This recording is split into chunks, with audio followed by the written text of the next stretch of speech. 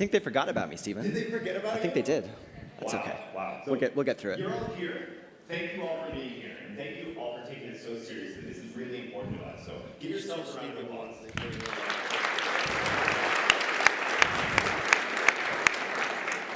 All right, so now I want to turn the topic to something much more serious and much more important, which is us. So if you've seen us around the conference throughout the last couple of days, you may have seen a couple scenes that looked a little bit like this. One of us being asked question after question, answering whatever comes to your minds in order to say, hey, how can we advance the Angular community? And I think this is actually one of our favorite parts about ng-conf. We call it the hallway track, right? Where we actually get to have engaging conversations. We get to hear what people care about. We get to hear about what people love, what they're passionate about, what the challenges they're facing are. And this is really something that we are super passionate about. What Stephen really means is that this is the 1 week a year we actually have to do real work, right? But I was thinking about this thing that we've been doing where we meet with small groups or we meet one-on-one, and I started doing some math. So if we have about 1,500 attendees here in person, and we've got about 11,000 that have been watching the live stream, we're going to get into some more math here. So ng-conf is about 3 days, and I don't think either of us sleep very much, so we'll just call it 72 hours. So 72 hours, 4,320 minutes. Stay with me. 4,320 minutes, 12,500 attendees. That's 0.346 minutes apiece. So every one of you, one-on-one, gets 20.7 seconds. I did the math, trust me. It's okay. I borrowed a calculator. So who wants to go first? All right. Whoa. Remember, our day one at Google, right? What's the first thing they tell us at Google? Scalability. We have to do scalable things. And I don't know, as much as I'd love to speak to everybody in this room for 20 seconds, I don't know if we're going to be able to do all of that in, 37, 38 minutes we've got left? Probably not, right? So maybe we should do something a little more scalable. Maybe we should just talk about this stuff. What do you think? Sure. Sounds good. Okay. So every time we have these hallway track discussions, these circles that we talk in, typically every question we get is something like, should I use this thing? Should I build this thing? Should I? This is how these questions always come out. And so we thought what we'd do is probably just go ahead and answer your top 10 should I questions and answers for everybody here, and hopefully this will answer most of the questions that we get asked on a daily basis. Yeah. So this, I think, should be easy for you, Stephen. Should we be using Angular? Should I use Angular? Yes, I think you should use Angular. And I think everyone here agrees with that. Everyone agree? Should use Angular? Awesome. That was easy. That was easy. Right, we're done now. Next question? No, maybe let's reflect on this, because I think everyone here understands the benefits of Angular. You understand how it makes you more productive. It understands how it helps you build teams and applications that scale. But oftentimes we're asked by, for example, a boss or a colleague, hey, you're using Angular, should I be using Angular? Or maybe you're trying to convince someone, hey, maybe you're trying to bring Angular into a new part of your company or your organization. And so I want to give you 5 reasons that you can give people of why they should be using Angular. And so this is less focused on the technology side of things, because there ends up being a little bit of religion when it comes to technology, whether you like dependency injection, whether you like services. All of these things have a lot of kind of deeply ingrained thoughts that come from our experience as developers. But I want to focus more on kind of the surrounding pieces, some of the decision-making frameworks that we use when we talk about Angular. And so first, I really feel that developers love that Angular is opinionated. So we've taken all of the different pieces of the developer experience that comes from building an application, and we have an opinion about those things. And we're going to provide tools that work end-to-end. We've tested them all together, like our HTTP client. Obviously, we're not taking away your freedom, so you still have the ability and the flexibility to do anything however you want. But we're at least giving you a really good default set that says these things are going to work together well. And this actually is really important to organizations, because when you're onboarding new teams, when you're hiring new people, having this opinionated set of capabilities, tools, means that everyone's kind of already on the same page, even at the beginning. We also hear that Angular is trustworthy. So when we say trustworthy, what we mean is about 1.5 years ago, we set out saying, we're going to follow Semver, we're going to have these regular releases, and we're going to work really hard to make sure that we're not breaking developers with every major release, right? We want you to evolve while still maintaining a level of stability in the platform. And I think we've been somewhat successful with this, right? I think when we first released 2.0, everyone was like, oh, when are they going to rebuild it again? And then we skipped 3. And it was we skipped 3. Right? Don't know if you remember that. But I think we've actually have a year and a half of track record now where we've been extremely successful in terms of making promises, saying, hey, here's our vision for the future, and then helping to realize and fulfill that vision. For a lot of developers, Angular is also very familiar. So whether developers are coming from more the JavaScript ecosystem, maybe they were Angular JS developers, or whether they're coming from a more traditional back-end technology like Java or .NET, the mentality and the philosophy that Angular brings to the table makes a lot of sense to most of these people. And so that's something we kind of hear over and over again. We also think about Angular being scaled. So What's obviously, that word? Scalability. Scalability, very nice. So at Google, we have a huge amount of scalability, right? We have billions of users. But there's also many, many companies out there that are serving billions of users. But not only on the user side, they're also serving teams of thousands of developers. And so we think about how do we scale projects? How do we scale the infrastructure for building these applications in a very kind of maintainable, extensible way? And not just in terms of numbers of people, but we also care about having a cross-section of individuals being on a team. So how can designers and product managers and developers and architects collaborate more effectively? And so this is something that we're baking into the framework and the platform. And lastly, the ecosystem. I don't know if you know this, but everyone here is part of our ecosystem. Welcome! Hooray! Yes. One of the reasons Angular is so successful is because there are so many people that are building on top of Angular, building libraries, building tools, writing courses, training people. And so the ecosystem continues to grow, and I think every day we are amazed and impressed by the things that people can come up with and contribute back to the whole ecosystem. So with these 5 reasons, my hope is that you can answer this question of why Angular and take that back to your companies and kind of answer this question whenever it comes up. OK, so I think everybody's convinced, right? They've got all the animation they need.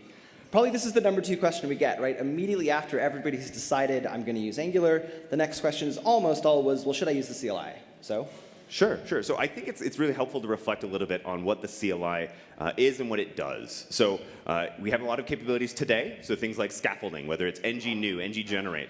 But we also have this new mentality that's coming in v6 where we can add capabilities, so ng-add at Angular/PWA, those sorts of things. There's also a huge amount of work that we've done on the building and serving infrastructure, so using Webpack under the hood, automatically configuring it for all these best practices. And then also in v6, we've talked a little bit about ng-update, which is going to help keep you up to date. And so there's a lot of benefits to the CLI. But if you summarize them, the Angular CLI is really helpful in terms of helping you move faster, stay up to date with best practices, and keep your application in sync with all of those best practices. So that's why you should use the CLI. But I think there's a lot of people, so I would say it's probably around 10% of folks, that aren't able to use the CLI. And so we think that it's important to acknowledge when you maybe have to go beyond the CLI. And this tends to happen when you need full control of your application. So this is when you need to do your own custom Webpack loaders, right? You're either writing your own or you need to customize them. When you want to use a different set of tooling like System.js or Rollup or PostCSS under the hood and you need to have fine-grained control of those things. Or even if you want to do much more scalable development with something like Bazel, we don't yet have support for those things fully baked into the CLI, although that is coming in the future. So we're really exploring ways for the CLI to offer all of these sorts of capabilities without having an ng-new project or an ng-new workspace. But to get these advantages today, probably just go ahead and use the CLI. I think it's OK. So one of the questions that comes up from developers is this Angular universal thing, server-side rendering. When should I be doing that? This one's not quite as easy to answer, right? This is one of those classic programming, well, it depends kinds of questions, right? So I think probably the 2 important questions to ask are, obviously, what are you building, right? And kind of who are you building these things for? Because really, this is going to inform the technology stack you should use. So when thinking about something like universal, obviously, content-first applications are a great candidate for this. So Forbes.com, their article page, is a very, very content-heavy site. What's most important is they get words on the screen as quickly as possible so that people can start to read them. So content-first apps, great case for this. Another place is where SEO is a business-critical kind of need. Igor did a really good talk the other day about SEO and using Googlebot and doing client-side crawling. That works pretty well on the Googlebot side, but if you want full SEO compatibility with Bing and Yahoo and all the other search engines, then really Universal should be part of your stack. And the other thing about is Universal is really great for people who might be on mobile devices, cases where they're going to be on slower networks, and you want to get usable content out them as quickly as possible. This is a really good time to think about using Universal. Cases where you should maybe consider it, but not necessarily have to do it as your first thing. So complex kind of public-facing applications where these first impressions matter. You've maybe built an application with 1,000 modules and it does 100 different things, but you can use Universal to get that application up and running so users who hit your page don't kind of sit around waiting for too long and then kind of stumble away from the page. Similarly, the app shell pattern, which is kind of a specialization of this, this is where you render the outer content shell of your application, maybe statically at build time, maybe on every request. And again, this kind of helps with that first impression that people come to your application. If you've ever looked at Google Docs, this is actually how Google Docs works. We kind of render that shell, and then the rest of the content kind of streams in. And then if you've done everything else right, if you've done all the other best practices, you've got a service worker, you've got a progressive web app, you've optimized your CSS and your fonts and all of these other things, at that point, it's a reasonable time to start thinking about Universal as kind of the final cherry on top performance optimization. But it's not something that everybody has to do as a first thing. People who maybe don't need to use Universal are people who are building kind of intranet apps behind the firewall. You can, of course, do this. We're not saying don't. But if you're building kind of internal, behind the firewall sort of apps, this is probably not going to be the first step on your Angular journey. Existing kind of legacy backends. So if you're working with teams who maybe aren't comfortable using Node in production, maybe you're using a different tech stack, you just want to build a single-page application that's only going to run on the client side, then maybe don't even worry about touching Universal. Obviously, it's not kind of relevant to Cordova and NativeScript or Electron because they're not server-side rendered. They're being served from a kind of local page, so don't worry about it there. And the other thing we think it's important to say here is if you're just starting out with Angular, if you're just learning, this is not something you need to know on day one, right? Learn how Angular works, get comfortable with it, and then go ahead and start with Universal. It's OK to not all use it sort of up front, right? Our friend Vikram from the Angular team, he's going to give a talk today going to a little more depth on how to think about doing server-side rendering, how to think about when to use Universal, and kind of some of the various strategies we've looked at in terms of server-side rendering and hybrid rendering and kind of where we do when. So definitely check that talk out. All right, so there's a lot of kind of meaty questions that we have to answer that have kind of complex answers where often it depends, but we wanted to run through a couple questions where the answers are maybe a little bit simpler. Should I write unit tests? Yep.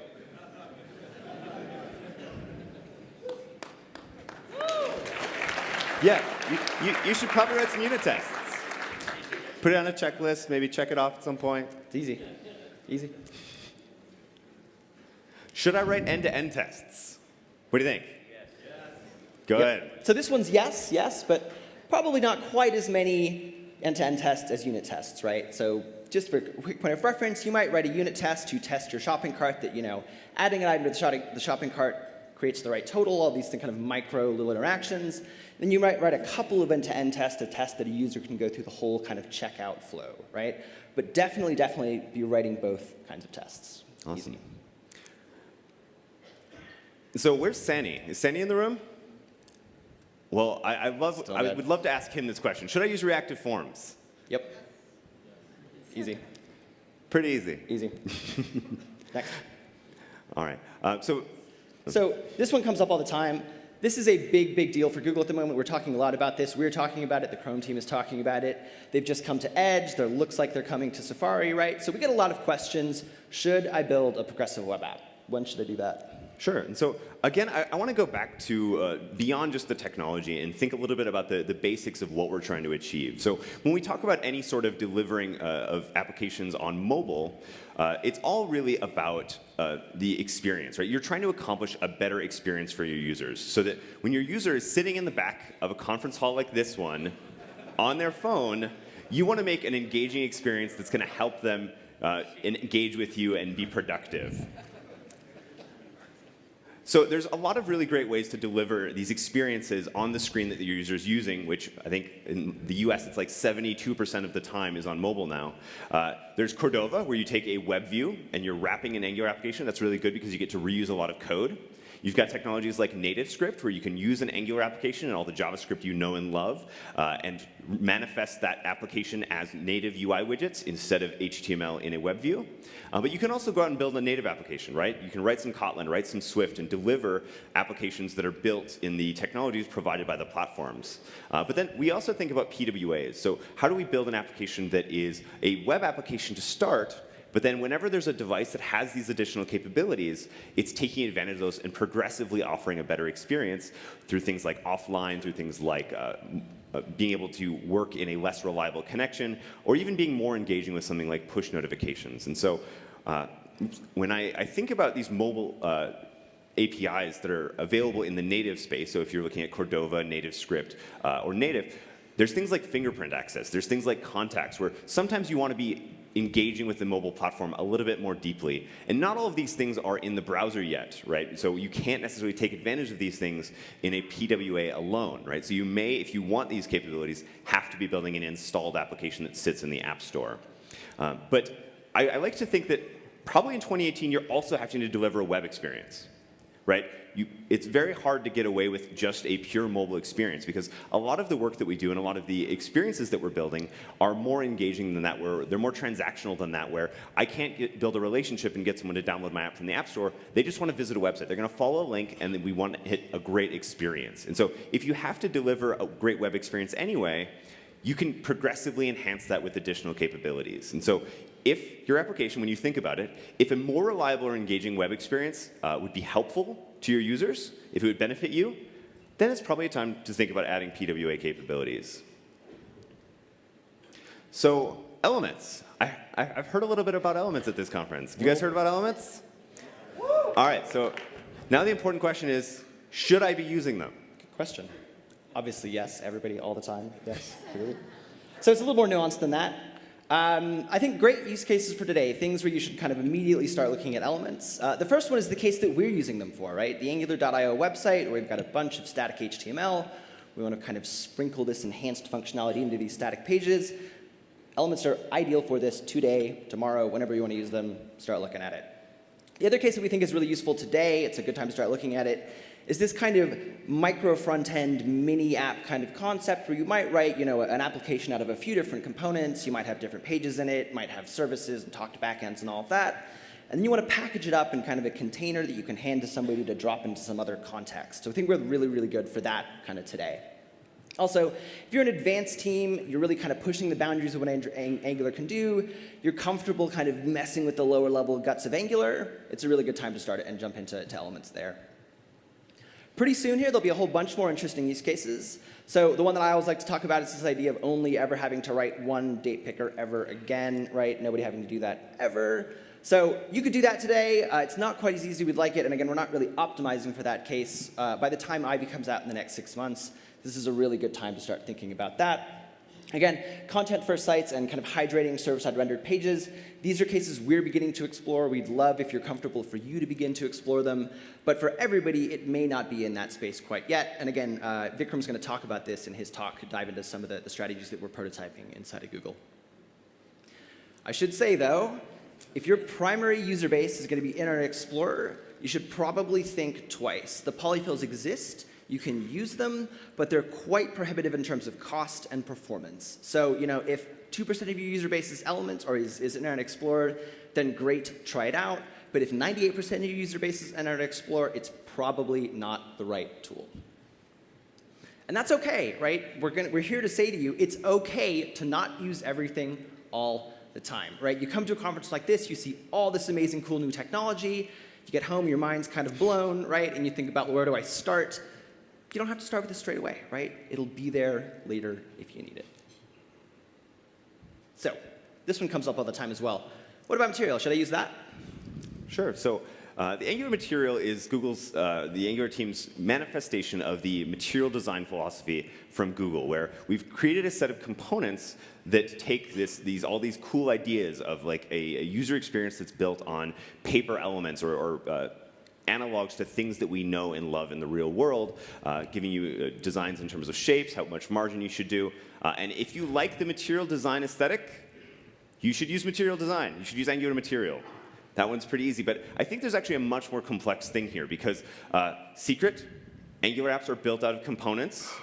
I don't know if you guys knew that, but if you look at the source code, like view source and like pull up all the underlying things, there's components in there. And so often we're building more and more components as developers.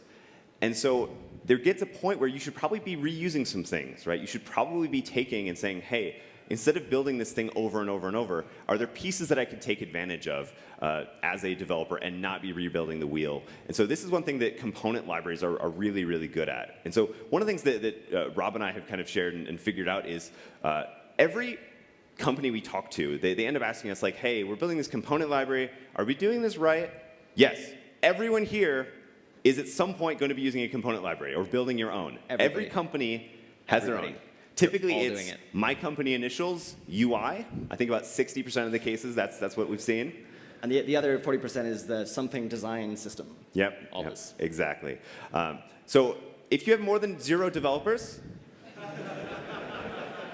that's all of you. Use a component library. I think there's one in the back that has less than 0. But when we think about this from an organizational standpoint, there's a few best practices that we recommend that we hear people asking us about a lot. So often, it's really better to have a team that is focused on building that component library. It gives them a focus. It gives them a passion and a priority in terms of making something better for the entire organization.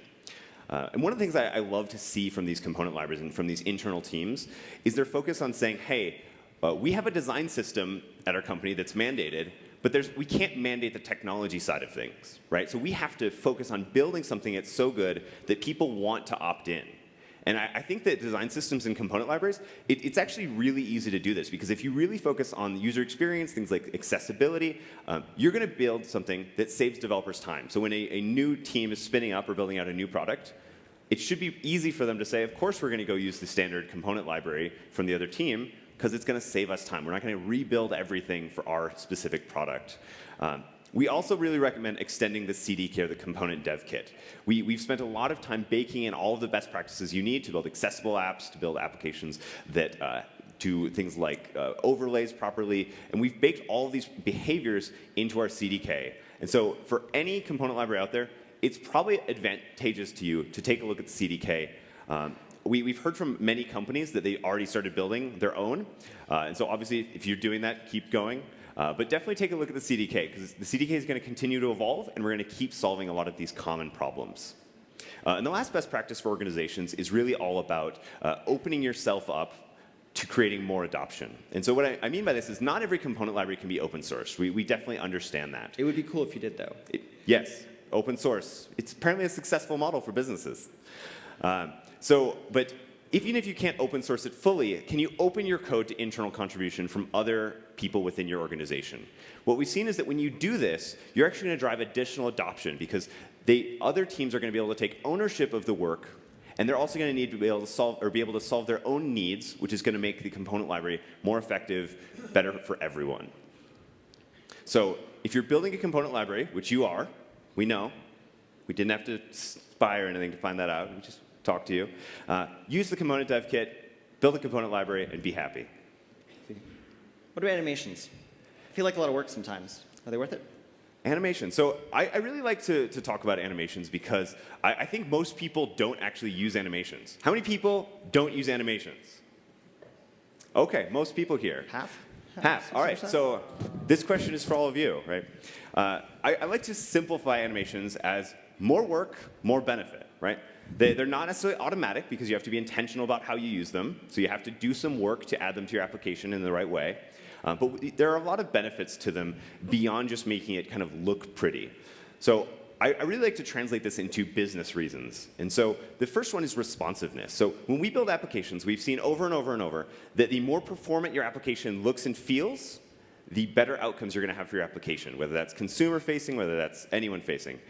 By having animations, you can do things like immediately respond to a button click, whether that's the inky animations you get from material design, or some other response that says, I've received the intent from the user, and I'm working on it. Because often our applications have to go do some work, and we can't immediately give the user the response we want. And so animations are a way of saying, hey, it's OK. We're doing this together. We're working on it. Another really important piece that animations can do is it can give a sense of hierarchy. So I've seen a lot of applications do this anti-pattern, where you build an application, the UX is a little bit too complicated, people can't quite figure it out, and they end up putting a tutorial as their first screen, right? Like, oh, welcome to my app, step 1 of 23, explaining how to do this. This is not good, really. Don't. No. So hopefully no one here has to do that. And one of the tools in your toolbox to help users understand what's going on in the application is animations. You can create indicators that say, hey, here's where you are in a hierarchy of the application, and here's how you're moving through it. Right? These subtle visual indicators are really powerful in terms of informing a user what they're doing in your application and whether or not they're headed in the right direction. Another piece I like to touch on is status. So applications, especially single-page applications, are not a one-way data dump most of the time, right? It's a two-way conversation with the user where the user has to do something, we have to do something on the application side of things. And so having animations is a very subtle indicator that, again, better connects the user to your application. And the last piece is kind of what you expected, right? So it's that sense of delight, but it's also a sense of branding, right? You as companies and organizations, we all spend a lot of time trying to create a sense of feeling like this is my app. These are my users. I'm creating a cohesive end-to-end experience for them. And animations can play a huge role in creating those feelings across multiple devices. And don't forget, a lot of people do forget, employees are users too. I found this study from the Journal of Labor Economics that said that happy employees are 12% more productive. And so next time you think, oh, it's an employee app, it doesn't matter if it looks good, it doesn't matter if it works well, it does. If you're making your employees happy, if you're making them more productive, that's a good thing for your business, and it's worth investing in. The takeaway here is Stephen reads the Journal of Labor Economics in his free time. It's not every day. It's like a weekly thing. So NGRX. Does anybody know what NGRX is? There's like 9 talks about it at ng-conf. A couple people? Yeah. Cool. But NGRX is maybe more complex than not using NGRX, maybe? Should I use it? Stop. We'll talk about it. Yeah. OK. So the first question you need to ask before you decide, am I going to use NGRX, is, do I actually need a state management library? This is a real question. This is not a made-up question. You should ask yourself this question before you do anything. Dan Abramov, who wrote Redux, has a really great article called You Might Not Need Redux. It's worth reading. It covers kind of the same stuff we're talking about here, but consider, do you need it? And to think about that, you might, if you're brand new to Angular. Again, you might not need to plug NGRX in on day 1. That's OK, right? Angular has a lot going on.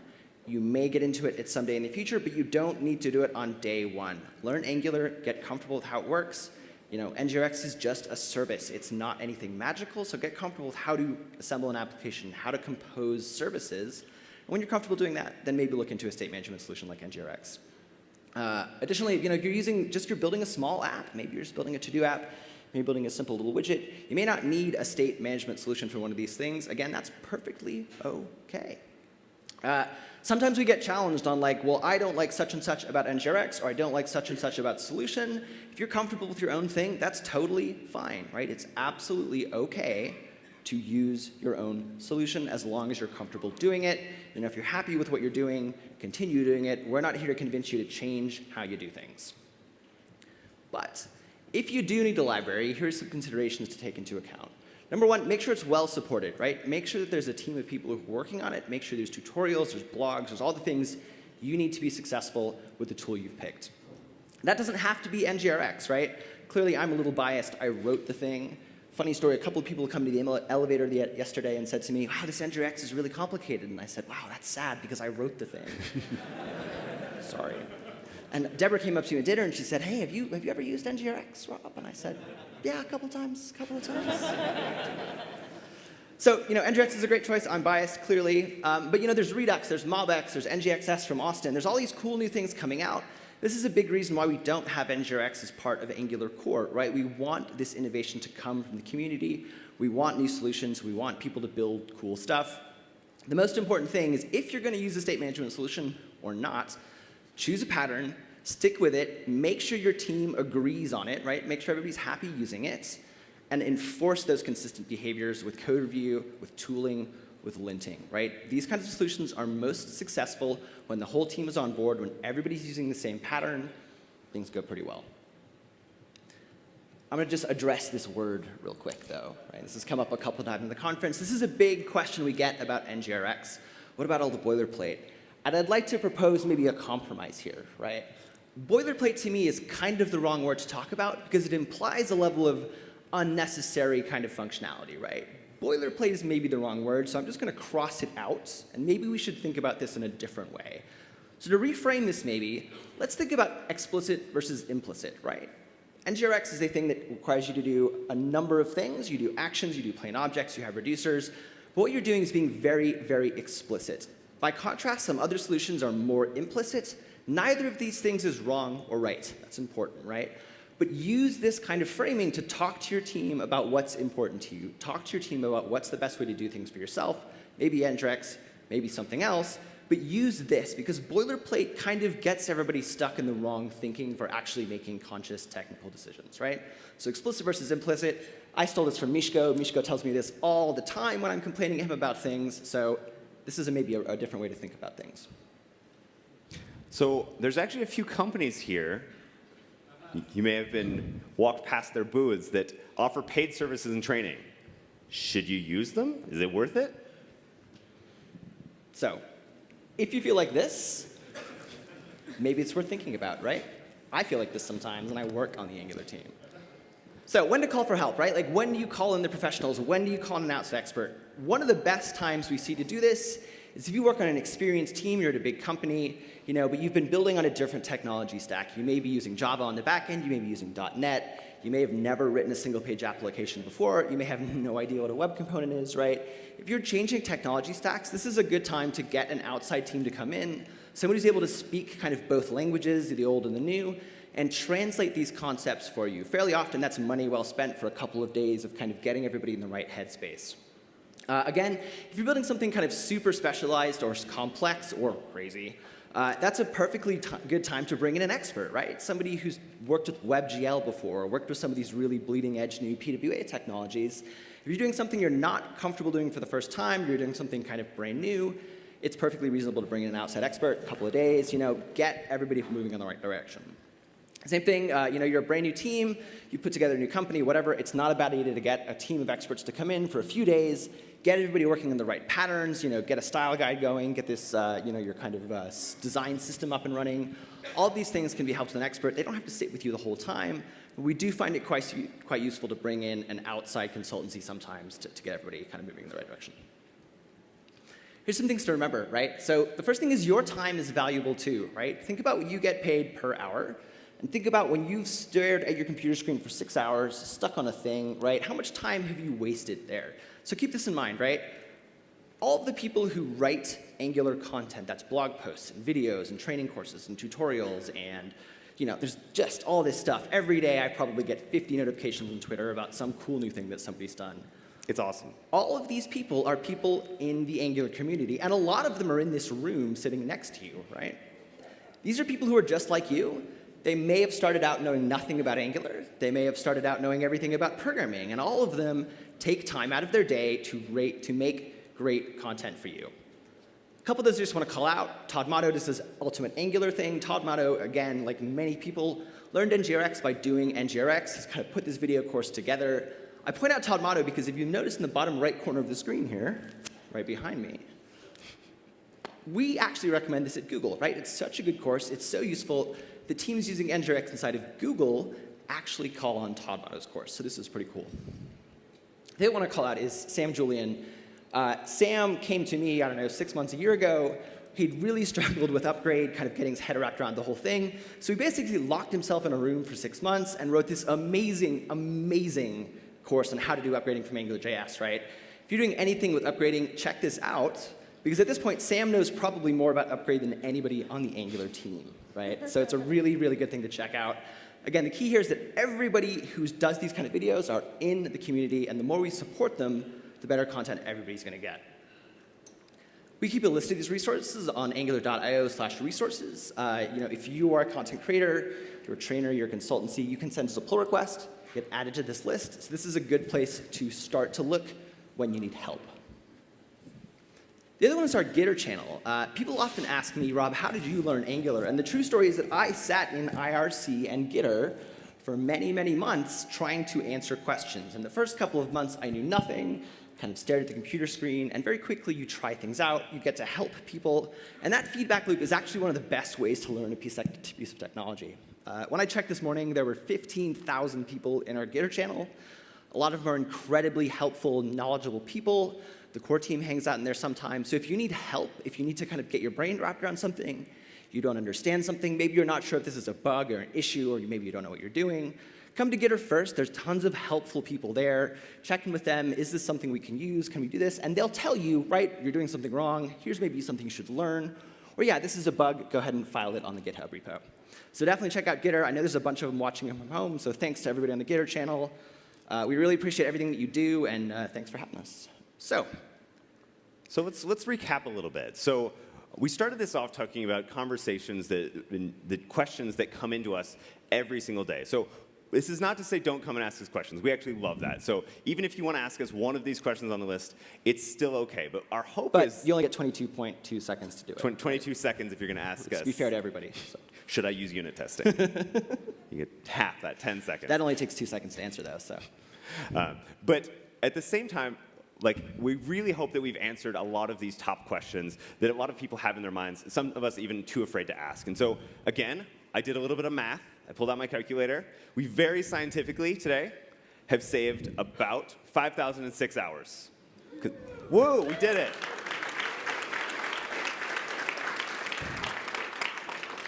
This means we can go on vacation, right? I think we deserve like 3 weeks. Cool. All right. Thank you, everyone. Thanks for having us.